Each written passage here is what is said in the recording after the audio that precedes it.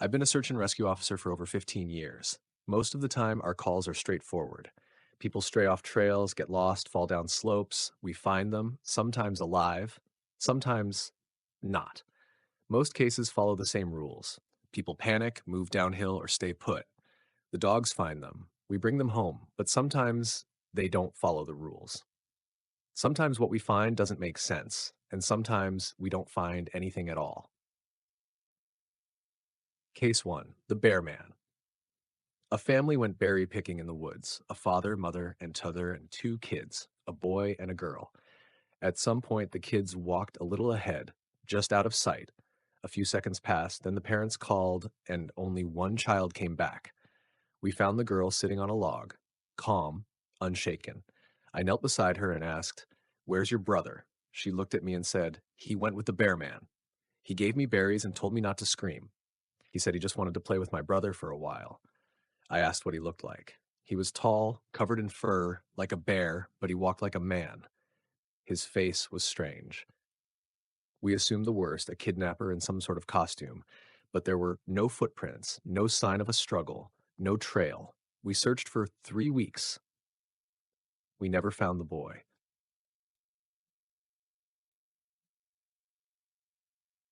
Case 2, the girl in the tree. A young girl went hiking with her mother and grandfather. They reached a clearing, and the girl climbed a tall pine to get a better view. From up high, she called down, "I can see the whole forest." They waited. 10 minutes passed, then an hour, but she never came down. No rustling, no footsteps, no cry, no sound of a fall. We arrived later that day. The dogs picked up her scent and followed it all the way to the edge of a sheer cliff, a vertical drop, but there was nothing. No blood, no torn clothes, no footprints, no body. The trail just ended. Case 4, the black-eyed man. We found her curled beneath a hollow log, barefoot, no backpack, shivering, whispering to herself. Physically, she was fine, but her eyes were wide, glassy, and locked on the trees behind us as we led her out. She kept mumbling, "Why is the black-eyed man following us?" We didn't see anyone, figured it was shock. But about halfway back to base, she stopped dead in her tracks, looked straight at me, and said clear as day, "He told me to tell you to walk faster. He doesn't like the scar on your neck." I went cold. I have a scar, small, faded, just below my collarbone, always under my shirt. No one sees it. And then right by my ear, I heard it. A low, wet cough. I spun around. Nothing. Case 5, the cry I'll never forget. A 9-year-old girl slipped on loose rock, tumbled off a ledge, and landed on a dead branch at the bottom of a ravine. It was fast. There was no saving her. We brought her mother to identify the body. When the medics lifted the black bag onto the stretcher, the sound that came out of her, it wasn't a scream, not the kind you expect. It wasn't even human. It was a sound like a soul breaking in half, like something ancient, primal, a grief too big for this world. I'll never forget it. They said she didn't last long after that. Some cries don't echo in the woods, they just stay, lodged inside you. Case 6, the stairs in the forest. Now, this one, you won't hear about it in the official reports. But every seasoned search and rescue officer I know, if you catch them alone late at night, will tell you the same thing.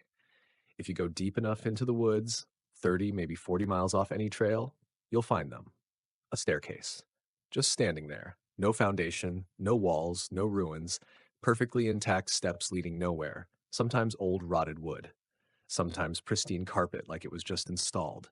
Sometimes stone, covered in moss. The first time I saw one, I asked the officer with me. He barely looked at it and said, "Don't worry about it. Don't touch it. Don't even look at it too long." And that was it. But the thing is, every veteran's seen them. Nobody talks about them. And once I saw a rookie try to climb one. 5 steps up, he was gone. Never came down. We searched for a week. Nothing. And from that day, I don't ask about the stairs anymore. Conclusion: don't answer the voice. I'm not telling these stories for clicks, followers, or to scare you. Truth is, I don't care if anyone believes me. I just needed to let them out because carrying them alone is heavier than you think. So listen closely. If you're ever out in the woods and you hear your name called from the trees, stop. Don't answer. Don't follow it. Don't look back because whatever's calling you might not be human.